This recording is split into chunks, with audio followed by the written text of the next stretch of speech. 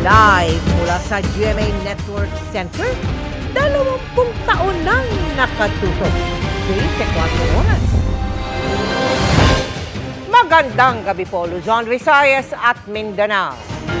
Naghain o naihain na ng 75 individual mula sa iba't ibang sektor ang ikalawang impeachment complaint laban kay Vice President Sara Duterte. Ipinunto ng mga nagreklamo ang maling paggamit umano ng bise sa confidential funds ng Office of the Vice President at Department of Education na maituturing anila na betrayal of public trust.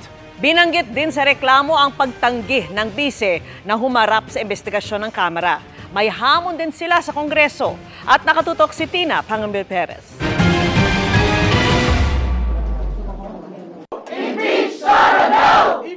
Hindi kagaya ng naunang isinampang impeachment complaint laban kay Vice President Sara Duterte na may 4 na grounds for impeachment, iisa lang ang tinukoy sa ikalawang reklamong inihain sa Kamara, ang betrayal of public trust o pagtataksil sa tiwala ng taong bayan. Ito ay dahil sa paglustay umano ng bise sa confidential funds ng kanyang tanggapan.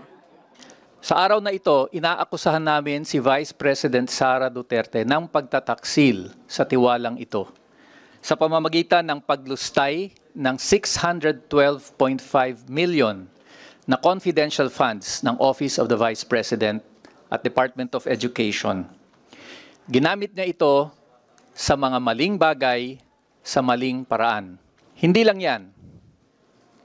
Nanguna rin si Vice President Duterte sa pag-cover up ng kanyang paglustay sa pamamagitan ng mga pekeng resibo, mga gawa-gawang acknowledgement receipts, mga maling dokumento na isinabmit niya sa Commission on Audit. Pwede naman kami magdagdag ng marami pa. Pero the betrayal of public trust, yun encompasses everything kasi merong tiwala ang publiko sa'yo, tinaksilan mo yun. And that is for us one of the highest, if not the highest, treachery ng isang public official. Formal nang inihahain ngayon dito sa Kamara ang pangalawang impeachment complaint laban kay Vice President Sara Duterte. 75 individual mula sa iba't ibang sektor ang tumatayong complainant. Inendorso ng ACT Teachers Party List, Kabataan Party List at Gabriela Women's Party ang reklamo. Binanggit din sa reklamo ang pagtanggi ni Vice President Duterte na humarap sa investigasyon ng Kamara tungkol sa paggamit ng confidential funds. Dapat managot si Vice President sa paglustay ng pondo ng Office of the Vice President at ng DepEd. Hindi dapat na binababoy ang proseso ng mekanismo ng accountability. Hindi dapat tinatakasan ito. Ito ay dapat hinaharap. Itatransmit na raw ng Secretary General ng Kamara ang 2 impeachment complaints sa tanggapan ng Speaker. We assure the public that this process will be conducted with integrity, guided by the principles of due process and adherence to the Constitution. We call on all parties involved to respect the legal proceedings and allow the constitutionally prescribed process to take its course.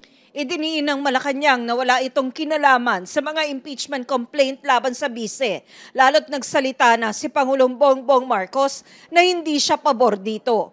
Pero hamon ng complainant at endorser ng pangalawang reklamo, This impeachment complaint is a challenge to Congress to show its independence, to show that it can stand on the side of the people kahit ang presidente iba pa ang sinasabi at pinapanawagan. Separation of powers tayo, dapat tumindig ang Kongreso sang-ayon sa tama na posisyon dito sa usapin na ito.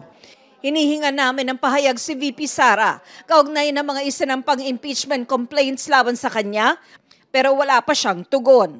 Para sa GMA Integrated News, Tina Panganiban Perez, nakatutok, 24 oras. Wala mang direktang pahayag sa mga impeachment complaint laban sa kanya, malaman ang naging Christmas message ni Vice President Sara Duterte sa mga taga-Ifugao. Taliwas sa diwa ng Kapaskuhan, hindi raw siya magpapatawad. Nakatutok si Marisol Abduraman. Sa gitna ng mga impeachment complaints laban kay Vice President Sara Duterte at sa mainit na alitan sa pagitan ng Bise at Administrasyong Marcos dahil sa sinasabi niyang panggigipit daw sa kanya, nag-ikot si VP Sara sa iba't ibang lugar sa bansa bilang bahagi ng anibersaryo ng OVP.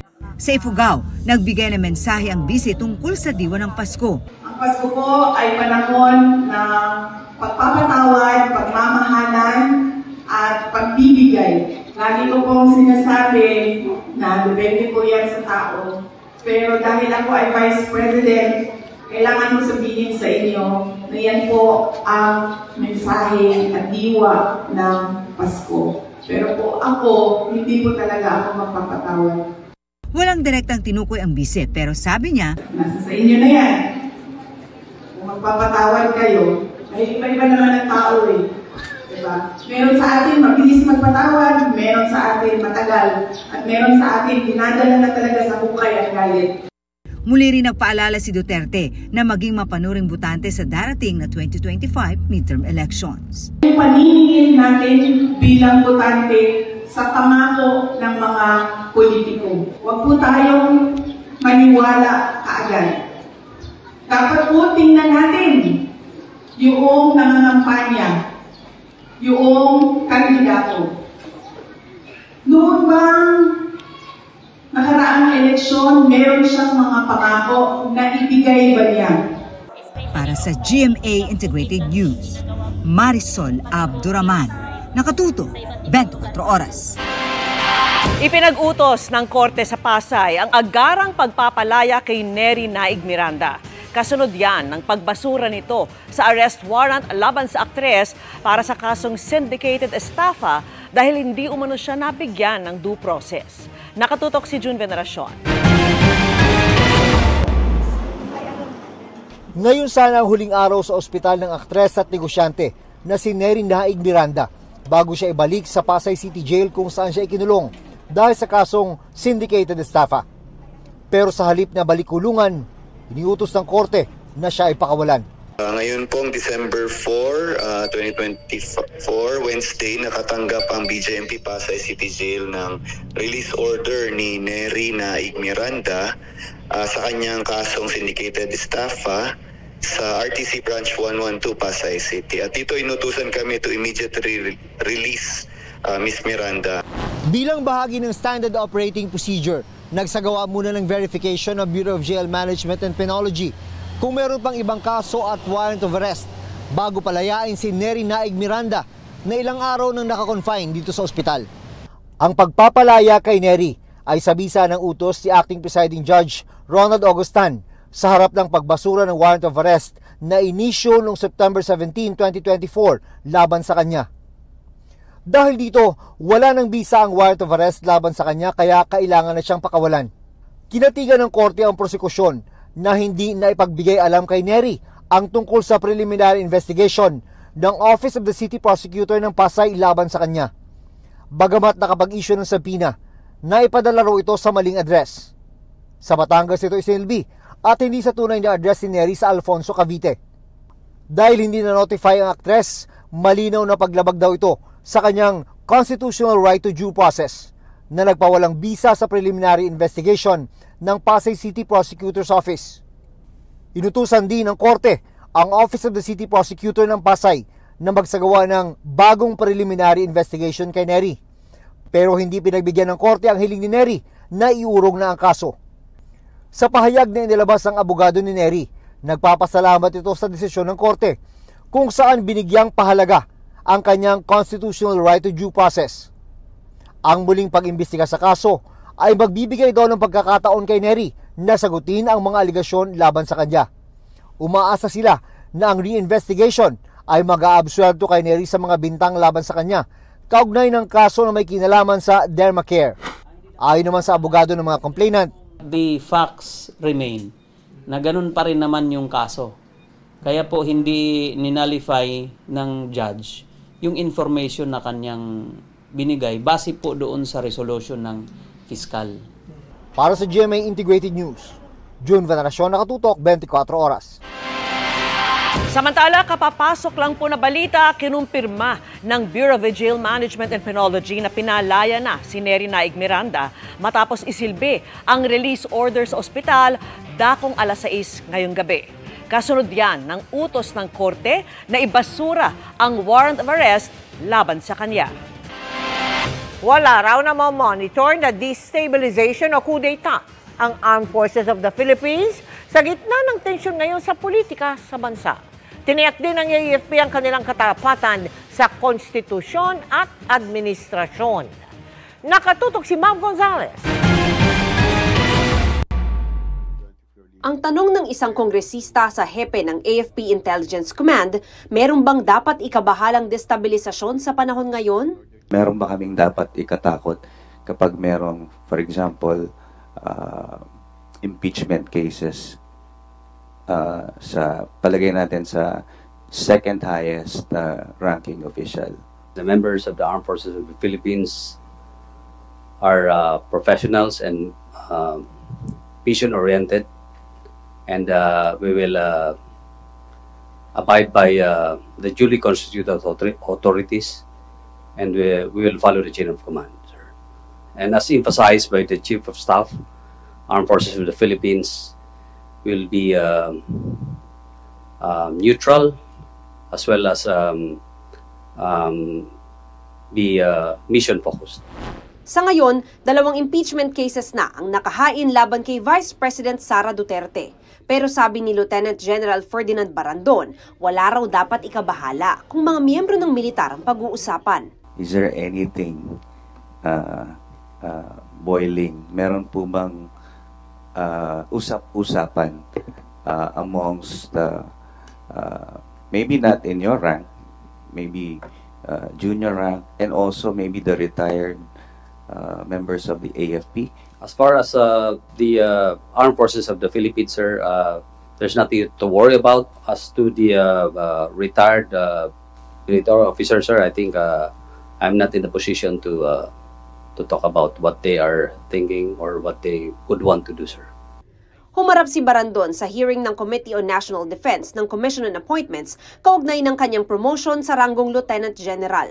Dagdag ni Barandon, wala raw silang namomonitor na anumang destabilisasyon o kudeta tugon sa pagtatanong ni Senador Bato de la Rosa na kilalang kaalyado ng pamilya Duterte.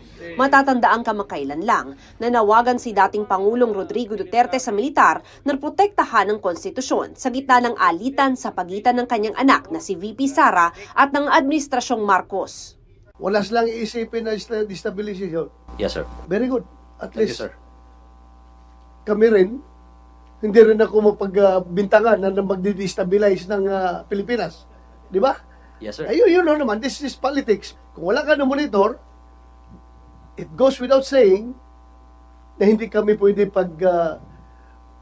i-accuse na mayroong ginagawang plano. Kahapon tiniyak din ng AFP ang kanilang loyalty sa konstitusyon at sa Administrasyong Marcos sa courtesy call kay House Speaker Martin Romualdez na dinaluhan ng 17 bagong promote na mga general at senior flag officers. Nangako roon si Romualdez ng buong suporta sa modernisasyon at pagbibigay ng sapat na tulong sa AFP. An announcement, no? That we will move for the increase of the soldiers daily subsistence allowance from 150 pesos to 350. Para sa GMA Integrated News, Mav Gonzales, Nakatutok, 24 Oras. Namataan ngayong gabi sa compound ng Malacanang ang ilang sasakyan ng mga kongresista at sitwasyon doon tinututukan live ni Ivan Mayrina. Ivan. Yes, Emil, dumating ang maraming kongresista dito sa Palasyo ng Malacanang ngayong gabi. Dakong alas 6 nga kanina nang may makita tayong mga bus, 4 na bus ito na may markang House of Representatives at papasok sila dito sa Palasyo ng Malacanang. Bukod pa riyan, ang ilang mga pribadong sasakyan na may plakang 8 na para sa mga sasakyan ng mga kongresista. Agad nating tinanong ang Presidential Communications Office o PCO kung anong meron para saan ang malaking pagtitipong ito. At lalo't nataon ito sa gitna ng mainit na usapin ng impeachment laban kay Vice President Sara Duterte. Pero mabilis sa paglilinaw ng PCO, itong pagtitipong ito raw ay fellowship sa pagitan ng Office of the President at mga miyembro ng House of Representatives at ito raw ay matagal nang nakaschedule. Nauna nang sinabi ng Pangulo, hindi siya pabor sa impeachment dahil kakain lamang daw ito ng oras ng Kongreso at wala rin namang maidudulot na maganda sa buhay ng mga Pilipino. Emil, patuloy tayong kumakalap ng iba pang impormasyon at detalye tungkol sa nagaganap na fellowship dito sa Malacanang ngayong gabi. Balik sa iyo, Emil. Maraming salamat, Ivan Mayrina.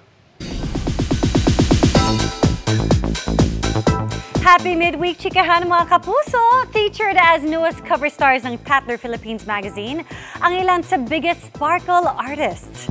Extra special ang sparkling cover na yan na bahagi ng paghahanda para sa 75th anniversary ng GMA Network at 30th anniversary ng Sparkle GMA Artist Center. Ang pasilip sa behind the scenes ng cover shoot sa chika ni Nelson Canlas. 6 and 7. Okay. Golden, glittering, and sparkling.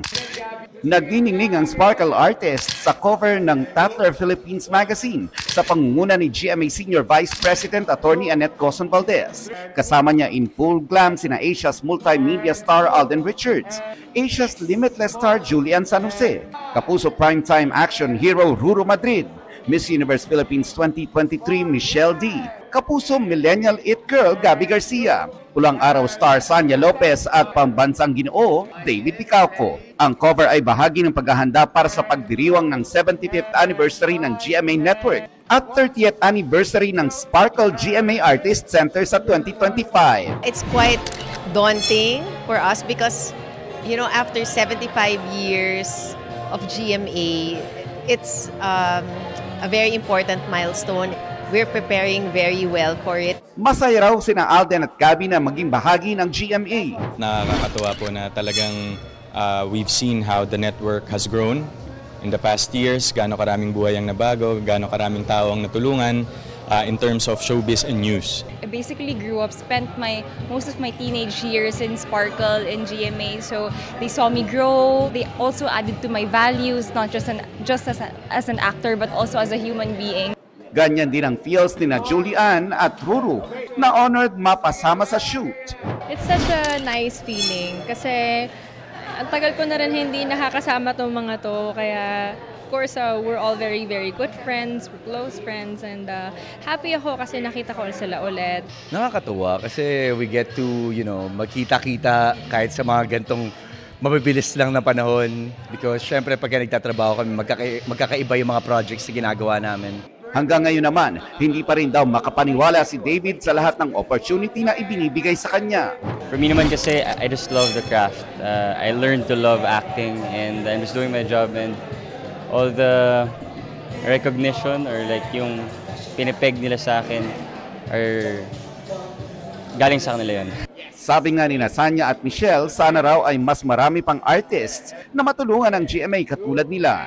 Yung blessing na natatanggap namin, it's because of them, of the Sparkle and GMA Network, of course. And I'm very proud to be a Kapuso na parte pa rin ako hanggang ngayon. GMA was so pivotal in the success of my career.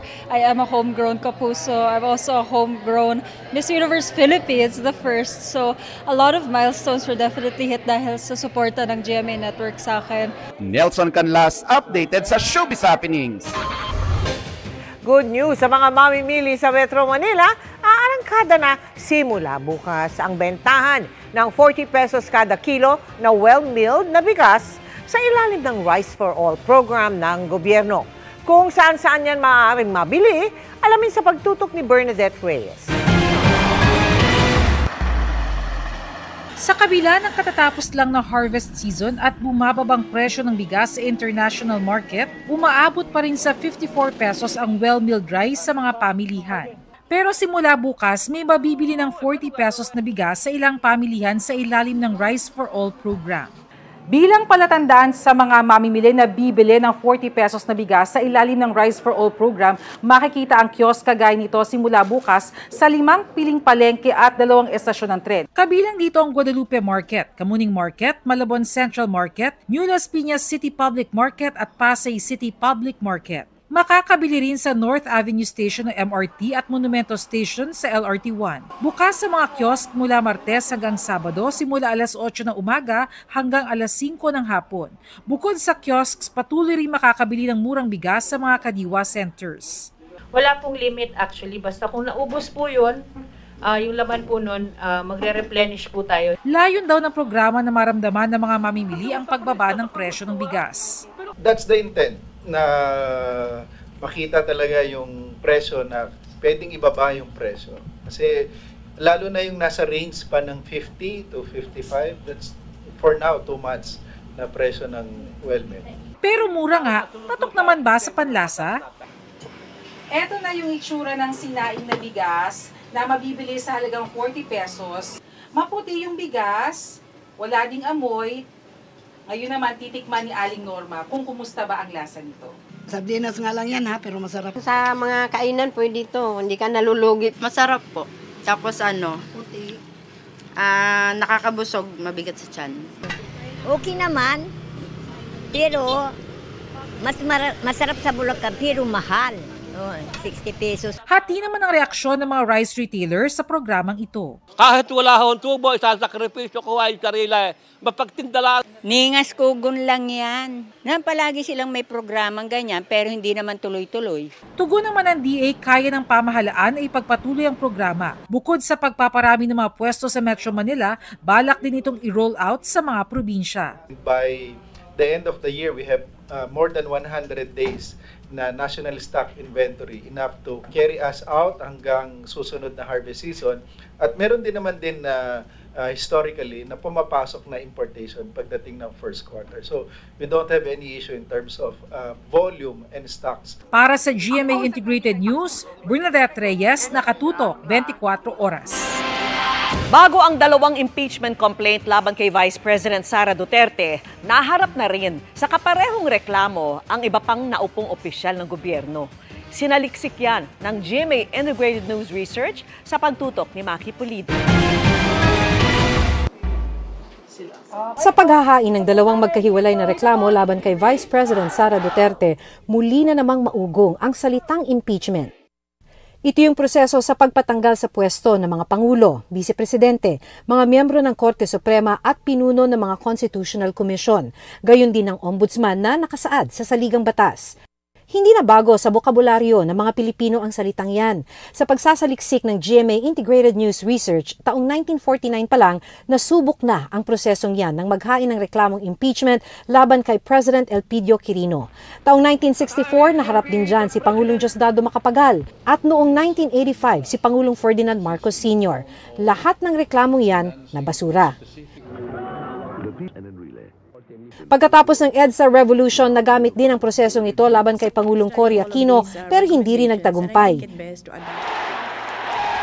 Pero pagsapit ng taong 2000, for the impeachment of the President Joseph Ejercito Estrada, si Joseph Ejercito Estrada ang naging kauna-unahang Pangulo sa kasaysayan ng Pilipinas na na-impeach. Gumulong pa ang kanyang impeachment trial sa Senado. The no votes have it. Pero hindi natapos ang paglilitis nang mapatalsik siya sa pwesto sa pagsiklab ng People Power 2. Matapos ni Estrada, naharap na rin sa mga impeachment complaints sina Pangulong Gloria Macapagal Arroyo, Noynoy Aquino at Rodrigo Duterte, pero lahat ay nabasura rin. Sa mga vice-presidente naman, hindi si VP Sara ang unang naharap sa reklamong impeachment. Si Estrada naharap na rin dito noong 1994, gayon din si Arroyo noong taong 2000. Pawang hindi nagtagumpay ang mga yan. May naghain din ng impeachment complaint kina Vice President Noli De Castro noong 2005 at Leni Robredo noong 2017, pero walang nag-endorsong mambabatas sa mga ito. Kung si Estrada ang unang Pangulong na-impeach, si Chief Justice Renato Corona naman ang unang punong mahistrado na na-impeach at tuluyan pang na-convict sa impeachment trial sa Senado noong 2012. 20 senators find the Chief Justice of the Supreme Court Renato C. Corona, guilty as charged. Bukod kay Estrada at Corona, kabilang din sa mga na-impeach na opisyal sa bansa, sina Ombudsman Merceditas Gutierrez noong 2011 at COMELEC Chairman Andres Bautista noong 2017. Para sa GMA Integrated News, Maki Pulido, nakatutok, 24 oras.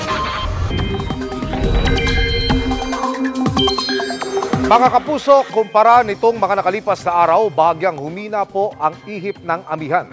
Hanggang extreme Northern Luzon na lang yan. Pero yung shear line, apektado pa rin ang eastern section ng Northern Luzon. Ang natitirang bahagi ng bansa na hindi naapektuhan ng dalawang weather systems, posible pa rin ulanin dahil naman sa localized thunderstorms. Base sa datos ng Metro Weather, may malalakas na ulan pa rin sa Northern at Central Luzon bukas. Mataas pa rin ang banta ng baha o landslide. Posible rin ang mga pag-ulan sa Mimaropa.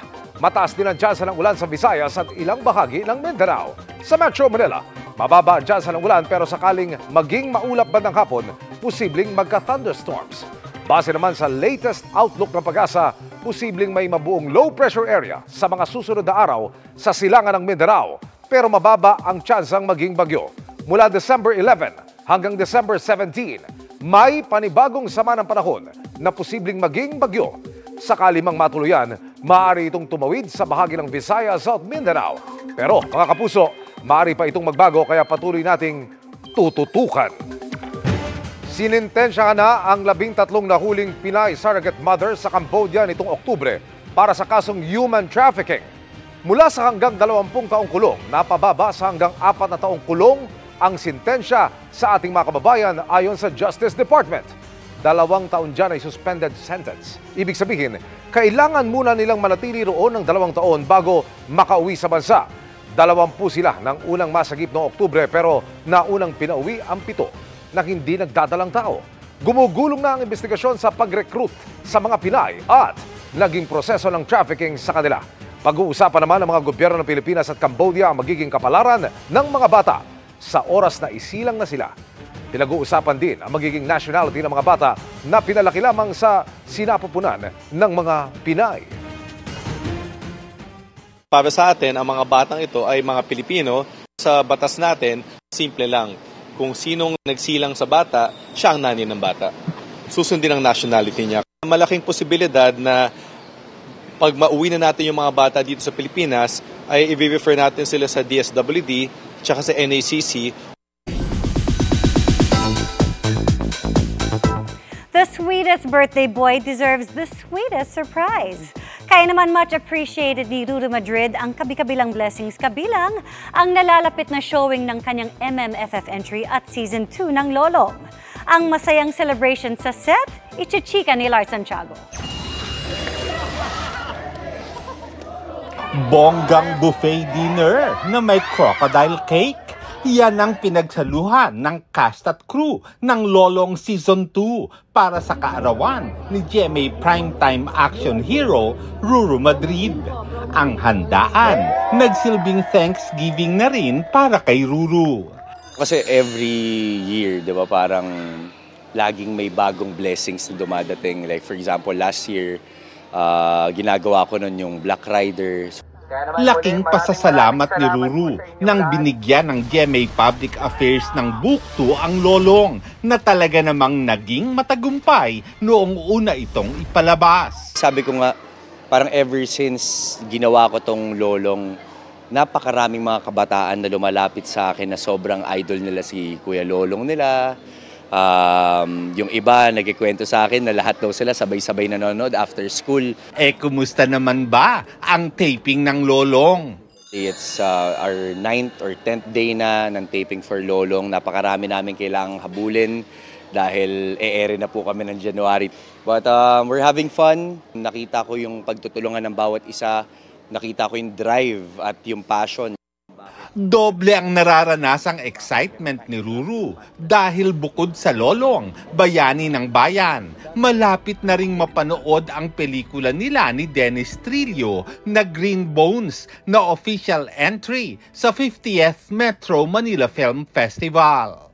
Napanood na nga raw ni Ruru ang ilan sa mga eksena noong magdabing siya para sa pelikula. Sobrang naiyak ako At nasabi ko na sobrang blessed to be part of this project, to be part of this art. Bukas, Huwebes, ay mapapanood na ang full trailer ng Green Bones, kaya lalong nasasabik si Ruru. I'm very excited na mapanood po yung full trailer ng Green Bones. Sobrang na-move ako nung biglang tumugtog yung kanta ng Niebe ng SB19 kasi sa pool eh. Parang it's perfect for the film. I'm sure kailangan magbaon ng mga tissue ng mga manonood. Lars Santiago, updated sa showbiz happening. Walang katiyakan kung muli pang makikita ng mga ipapadeport na Chinese POGO workers ang kanilang mga asawa at anak na maiiwan dito sa Pilipinas. Tutol man sa deportation ng ilan sa kanila, sinusulit ang sandaling kumpleto pa ang pamilya. Nakatutok si Sandra Aguinaldo. Sa edad na 21 anyos, may anak na 5 buwang gulang si Jamaica. Hindi niya tunay na pangalan.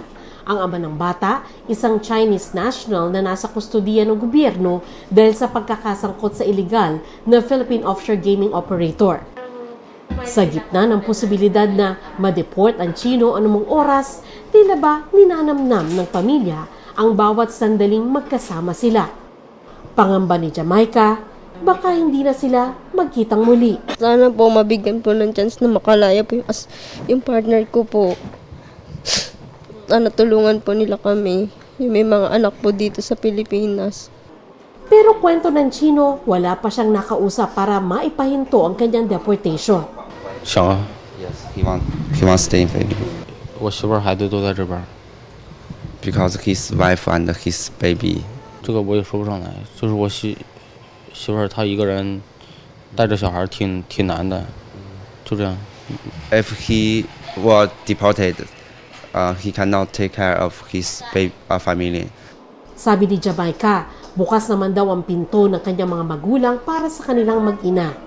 Pero mahirap din ang buhay na dadatnan nila. Kasi yung pamilya ko, hindi ko rin po maasahan kasi madami din po kayo magkakapatid. Hindi rin po nila ako matulungan. Hirap din po kami.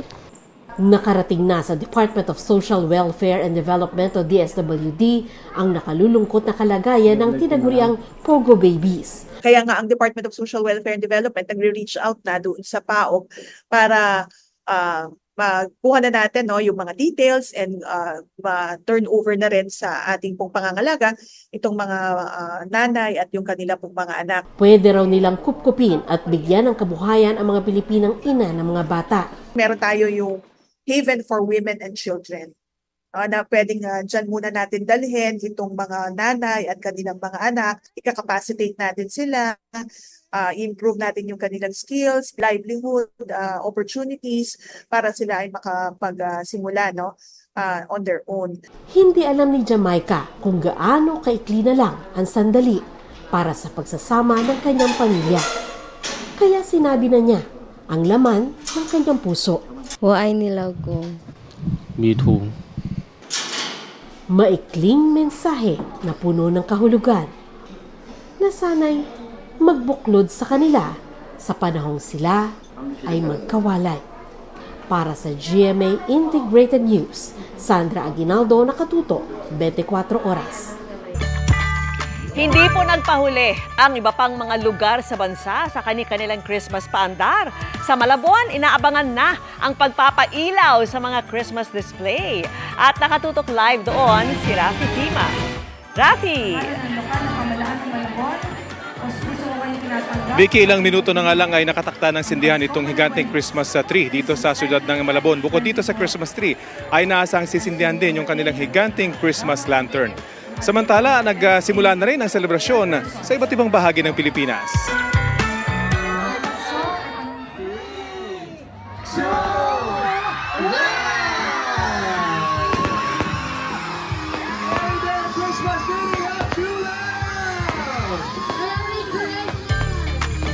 Naghiyaw ang sasaya ang mga residente ng Tabaco City sa Albay nang magliwanag ang kalangitan.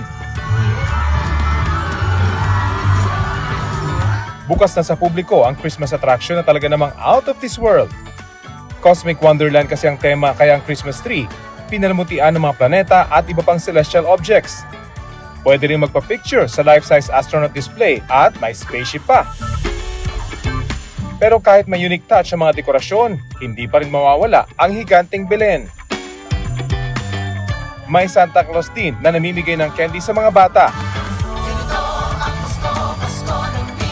Kakaiba rin ang pamaskong paandar ng mga taga-Bulan, Sorsogon dahil not 1, not 2, but 12 Christmas trees ang pinailawan. Sa Bataan naman, pinailawan na rin ang Plaza Mayor de Balanga kung saan tampok ang makulay na tunnel of lights.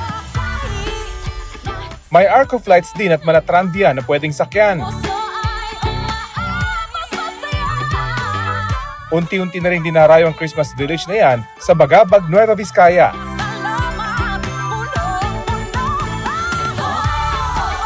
Tad-tad ng makukulay na ilaw ang paligid na lalong angat ang ganda sa mga kuha mula sa himpapawid.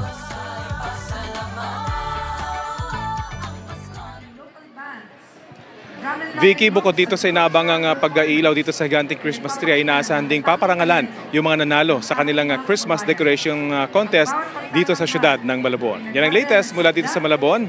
Vicky? Maraming salamat sa iyo, Rafi Tima. Mabilis na pahabol na chikan tayo para updated sa Showbiz Happenings. Napuno ng aral ang pagbisita ng cast ng Pulang Araw sa St. Paul University sa Quezon City. Sa nagpapatuloy na campus tour, sinagot ng team ng serye ang ilang katanungan ng mga estudyante sa pagbuo ng biggest family drama series of 2024. At grateful naman ang cast sa mga magagandang feedback para sa series.